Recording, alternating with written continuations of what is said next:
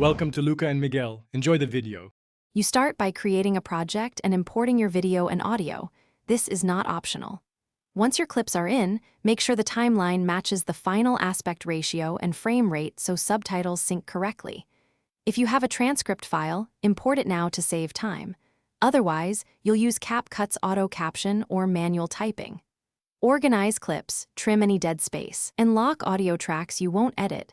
This prevents accidental shifts while you add text. Now generate captions. Choose auto captions for quick results or add subtitle manually if precision matters.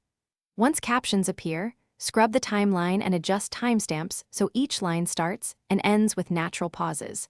Split long sentences across multiple captions to improve readability.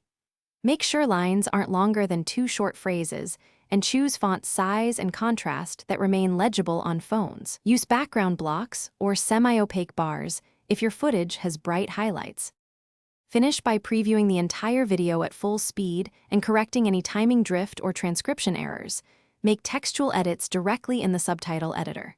When satisfied, export either with embedded burned-in subtitles or export a separate SRT file for platforms that accept sidecar captions. Once done, save a backup project and test the exported file on a target device.